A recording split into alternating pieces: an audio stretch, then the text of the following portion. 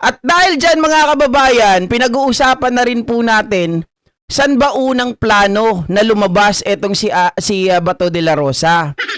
Ito yan. Kaya pala nagpaputok sa GSIS mga kababayan. Okay, kaya nagpaputok itong mga OSAA dahil yung GSIS na dapat lalabasan ni Bato or dadaanan para sa pagtakas nito, yun ang dinidrill ng GSIS ng mga NBI sa GSIS, mga kababayan, malamang ito ang kinagalit ni Senator Bato at ng mga tao na magpapatakas sana sa kanya. Dahil nakompormiso na nga sila sa paglabas ni Bato at kailangan gumawa ng paraan ni Alan Peter Cayetano. Oh, sabi dito mga kababayan, laka.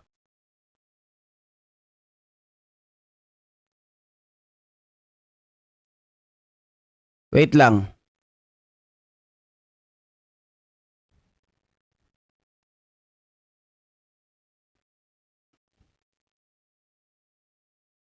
Delay guys, delay. Grabe naman to. Oh, ito. Pasukin muna natin ang alam natin na meron tayong kasamahan na si Gio na siya ay kasama dun sa operasyon kahapon. Ay, nagpapakwento nga kami kanina ni Sir Patrick. Oo, Paes kay nung dumating Gio na ako, parang, nakita ganun ko. pala nangyari. Oh. Pero sasabihin ko sa'yo na napuyat kami ng dahil dyan. Oh. Mamaya pa ikwento ko yan. Pero before natin ipakita yung naging mission nila doon, sabihin ko lang, pasukin muna natin yung GSIS complex. Okay. Yung tawag ko doon GSIS complex. Di ba kinuwento ko na nga sa inyong dalawa na naabutan ko kasi yung lumang Senate Palace nila doon. So na-tour kami na dati ang entrance pa from the GSIS. Hindi pa pwedeng doon sa dati. Sa ngayon ay pinapasukan Pinapasukan natin. niya yun, So right? kaya alam ko na meron talagang tunnel yun. Bridgeway. Okay. At saka Okay. paano ka papasok from that side. So talagang aware ako na merong daanan na sinasabi nga nung iba mga reporter ay nakasara naman na. Okay. Pero makikita nyo mamaya kung nakasara ba talaga. No? So anyway, yan po Okay. yung complex. Nakikita nyo po, ganyan po kalawak yan. Ang laki. Yung pinakamalaki yan, ito, yung nakikita nyo, harapan yan Yan yung GSIS na side. Yung pong maliit na parte sa likod niyan, Yun ang Senate. yun po yung Senate side. So, kaya namin sinasabi po ito ayan, nakita nyo yan. Yung Senate nandito lang sa dulo. Oo. Sa likod dulo. Oo. Diba? Likod dulo. No? So, para po maintindihan nyo kung bakit Tama yan, paliwanag huwag tayong nyo. malito pag sinabing nasa Senate kasi sila Oo. kaya kami nagpaputok ng baril Oo. So para alam nyo na part siya ng isang malaking GSIS iba Correct, compound. GSIS, iba po yung Senate. Kaya kanina po ang kulit ko kay General kay Sergeant at Sergeant at Arms. Plus ka. Kung talaga bang tumapak doon sa Senado or baka naman sa side sila ng Pintuan lang kasi ang GSIS. pagitan. Oo. So, ganyan po, Okay. So, kagabi, gusto kong pasalamatan yung mga DDS. Bakit? Kasi sa kanila ko nakita yung video. Oo. Kaya talaga nagsimula yung pagpupuyat ko at nakita nyo naman. Oo Ikaw rin nga. naman, hindi ka nakatulog ba? Hindi din, Hindi ka hindi. nakatulog, diba? Kakaisip ko dyan. Oo. So, Okay, so putulin ko lang muna ng konti mga kababayan. So pinapaliwanag dito ng host ng 1PH kung paano ba nagdudugtong yung lagusan na yan ng Senado at GSIS. Technically, mga kababayan, yung buo na yan is GSIS talaga yan, government owned. Tapos, ang Senado po ay nagre-renta lamang dyan, mga kababayan. So, merong isang pintuan. Ang tawag ko nga dyan sa pintuan na yan, mga kababayan, pintuan papunta sa lugar ni Lola Basyang. 'Di ba? Kumbaga, doon sa kung ito po ay kwento ng mga kababayan, kababalaghan at pantasya at spiritual. Ito ang tinatawag na ano tawag doon? Ito yung biringan. Ba't kasama yung biringan dyan? Ito nga maiwagang lagusan ni Lola Basyang, mga ka-GPnatics. Ito kasi yung balita na yun talaga ay gagawin na escape plan nila Bato de la Rosa. Po, tila umuugong na naman ang pagpapalit ng liderato sa Senado. Ayon po sa source ng GMA News. O bakit kasama ito? sa Wait, guys. Bakit iba yung nag-a-appear dito? Sandali lang ah.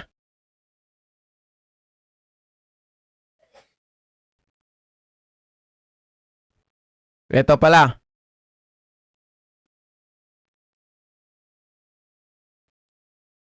Anak ng tinapa. Ayaw mag-loading. Ayaw mag-loading. Wait lang habang niliload natin. Tutuloy na lang muna natin to. Nakita ko na yung mga DDS po sinishare yung video na bilang patunay po na nandun daw sa Senate ang FBI. Naging international tayo. So pinanood ko kasi syempre nakalagay sabi ko nandun pala sila sa loob. Right. Pero nung tinitingnan ko, may nagdi-drill, di ba? Nakita ko yung mga reporter, si Gio nga, saka nakita ko si Zian Ambrosio. Si Zian Ambrosio, No? kumukubli. So, parang gets ko na kung nasan sila. Right. Nasa side nga. Kasi mukhang pareho lang naman po yung make ng mga pader at saka ng mga pader at saka sahig ng Senate at saka ng GSIS. So mukha, pero actually nasa kabilang side Oo. sila. Nandun pala sila sa ground floor sa site ng GSIS. So, kaya pinanood ko yung mga video nila Zia, nila Gio nung madaling araw at doon ko napagtanto na kung ano nangyari. Wala po kasing sound din sa DDS niyan. Oo. So iniisip ko, parang sinisira nga yung Oo. yung pintuan. Yun ang una mong iisipin. Okay, ito rin yung binalita natin nung una, mga ka-GPnatics. Kasi yung nagtatapon sa atin ng impormasyon ay basta nandyan din sa sa lugar na yan, no. Sinabi na natin nung una to, remember nung gabi pa lang na nagla-live tayo, na sinusundan natin, nagka-capture tayo, naka-multi camera tayo, mga kababayan. Yan yun na sinasabi ko. Itong lugar na to ay may naglalabas pasok dito na nakita ng nasa sa part ng GSIS. Parang kung sino-sino na lang ang naglalabas masok sa area na to. So, ang ginawa nila, mga kababayan, si GM, tumawag siya at humingi po ng permiso sa NBI na itong pintuan na to ay isarado. Kasi ang nakakapagbukas lang talaga nito sa part ng Senate papunta sa GSIS. Kasi kung makikita ninyo, mga kababayan, ayan yung pinaka lock, 'di ba? Ang magbubukas lang sa kabilang side. So hindi kayang buksan ng GSIS 'yan. Pero kung nabuksan 'yan ng galing ng Senate, totally nakabukas, din naglalabas pasok lang. Ang ginawa ng GSIS management, pinadrill nila. Pinalagyan po nila ng tox. Diba? Ibig sabihin, may tornilyo na nila dyan para nakapix na kahit anong gawin mo, hindi mabubuksan, hindi magiging daanan ng mga pwedeng tumakas. Ito yung dapat na dadaanan nila Senator Bato. Nasira yung pintuan. Pero, dahil sinabi ko nga kay Maset, kay Chiki at sa mga staff na ako po ay nag-aral sa Don Bosco at may alam sa mga tools. Lumabas ang pagka-handyman ni Jovi, mga kapatid. Sabi ko, kung gustong sirain po At buksan. at ang pinto. buksan, bakit po maliit yung pang drill? Yeah. Parang they were making little holes. At bakit po nila ginagawa yun sa side po ng pintuan na wala doon yung ano ba yung tawag sa kanila? Hinge ba yung tawag? Oo. Kasi ang gustong sabihin ng mga DDS dito, mga kababayan, sinisira daw para pasukin yung Senate. Hindi, mali. Kasi kung sisirain, hindi ganyan ang gagawin. 'Di ba? Kung sisirain yan, mga kababayan, yung doorknob ang sisirain. 'Di ba? Para mapasok. Hindi eh. Nilalagyan nila ng tox para hindi na mabuksan. O ito na, nag-load na yung ating video na kung saan talaga naman po, mga kababayan, ay sinasabi na doon talaga dadaan sana si Senator Bato. Backdoor pala, tinangka umanong gawing escape route Ma'am ang Telma. GSIS building para kay Senator Bato de la Rosa. Lakay! Ayon sa informant ng Billionaire News Channel, Okay. nagka-rehearsal pa di umano para sa kanyang pagtakas. Okay, may Narito rehearsal pa. Ang exclusive Agenda Weekend Report ni Dexter Ganibe ng Abante. Ang eksenang ito sa Senado Miyerkules ng gabi. ay isinisisi sa presensya ng mga NBI agent sa bisinidad ng GSIS building. Pero bakit nga ba nasa GSIS ang mga NBI agent? Batay sa liham ni GSIS President Jose Arnulfo Wick Veloso kay NBI Director Melvin Matibag ilang oras bago ang barilan sa Senado, hiniling niya ang tulong ng ahensya para masecure ang lugar at mapanatili ang seguridad sa GSIS complex. Sa isang video na nag-viral kasunod ng Senate shooting Miyerkules, May 13, makikita ang ilan na nagdidrill sa isang pinto. Nilalagyan ng mga screw ang pinto para hindi mabuksan ng magkabilang panig. Ayon sa informant ng Billionaire News Channel, nakarating umano kay Veloso na may ilang taga-Senado na sumusuri sa lagusan mula Senado patungo sa GSIS. Si GM Veloso, siya po yung tumawag kay Melvin Matibag. Kaya sa NBI din siya humingi ng tulong, mga kababayan. At nakitang dumaan dito at lumabas ng compound ng GSIS. Maaring sinubukan umano ng mga hindi pinangalanang taga-Senado kung maaring gamiting escape route ang nasabing passage. Naging maugong na rin sa Senado noong Miyerkules na maaring aristuhin si De La Rosa kapag nag-adjourn na ang sesyon. At yung maugong na yan yung nanawagan si Senator Bato de la Rosa na nakaupo siya sa lamesa. Sinasabi niya, mga kababayan, tulungan niyo ako. Sabi niya gano'n. Dahil may nabalita tayo na hindi naglabas ng TRO ang Supreme Court, ay maaari ngayong araw daw po ay huhulihin na nila ako kahit anong oras. Sabi niya gano'n, tulungan niyo po ako dahil ito ay para sa Pilipinas. 'Di ba? Yan ang sinasabi ni Senator Bato de la Rosa. Pero nakita natin yung video, di ko na lang mahanap, mga kababayan, sobrang haba kasi nakita ko yun. Itong si Bato de la Rosa, may dala-dala ng mga bag. Tapos, yung kanyang mga staff, may dala-dala na ring bag. Nakakulay black na si de la Rosa, mga kababayan. Yan yung parang, hindi ko alam kung yan na yung parang nag-rehearsal. Or yan na yung tipong, mga kababayan, paalis na sana sila. Kaya lang, nagulat sila, sarado na yung portal. 'Di ba? Kaya hindi natuloy yung kanilang pagtakas agad-agad. Kaya batay sa informant ng BNC, ang test run sa Senate GSIS May brief test run pa? ay nakikita di umanong escape plan para kay Senador De La Rosa. At para makaiwas na masangkot sa kontrobersiya, minabuti ng pamunuan ng GSIS na ipasara ang lagusan at hiniling ang tulong ng NBI para masecure ang lugar. Pero ang mga sumunod na insidente ay nauwi sa putukan. Ang nangyaring Senate shooting, Kita nyo na, mga kababayan, nagalit sila doon.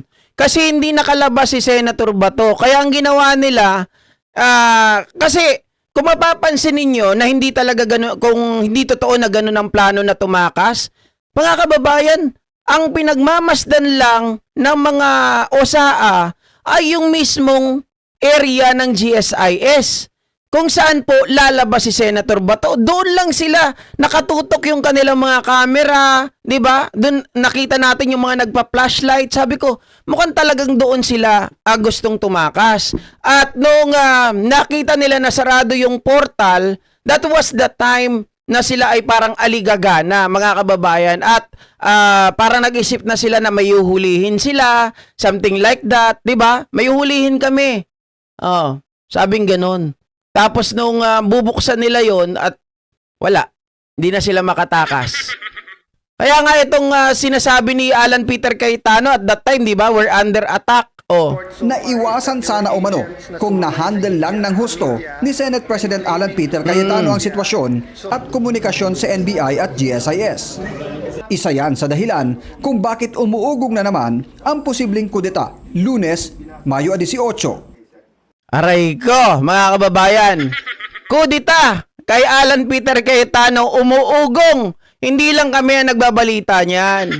'Di ba? Maging ang media. 14 hours to kahapon lang. At isa si Senator Kiko Pangilinan sa pangalang lumalabas na maaring iluklok na bagong SP. Pero para kay Pangilinan, hindi siya interesado sa pwesto. Mas mahalagaan niya na maisulong ang kanyang advokasya na mapabuti ang serbisyo sa agriculture sector kaysa hawakan ang liderato ng Senado. Correct. Wala pa namang tugon si Senator Sherwin Gatchalian na napabalitang interesado rin umano siyang palitan si SP Alan Cayetano sa pwesto. Para sa Agenda Weekend. Pwede na yan, si Gatchalian, kung wala naman talagang choice. Bakit, di ba? Basta mapalitan si Alan Peter Cayetano. At tayo magagawa dyan eh. Pero isa lang ang masasabi ko guys na alam nyo kapag ang isang bagay ay ginagamitan ng talino, makukuha at makukuha natin. Kaya malaking pasalamat talaga dun sa mga video na nakukuhanan, no? Yung mga inilalabas dito kasi yung analysis natin nagiging malalim, nagiging maganda yung views natin. Hindi views na maraming nanood. Ibig sabihin yung thought natin ay gumaganda sa mga videos na nakikita natin. Kasi na-maximize natin, unlike kung wala pong media, kung walang social media, 'di ba? Pwedeng yung kasinungalingan na tinatahi-tahi nila Alan Peter Cayetano ay mga kababayan, mabaliktad ang lahat. At dahil din diyan sa social media at sa mainstream media ay magkakaroon ng pagkakataon, mga kababayan, na mag-isip yung mga nasa majority ngayon at lumipat ulit sa minority dahil hindi na-handle ng maayos ni Alan Peter Cayetano ang Senado. Kaya naging katatawanan, naging parang circus, naging parang pelikula. Hindi po ba? At isa pa mga kababayan, special request dun sa mga nag-request sa akin nung nakaraan.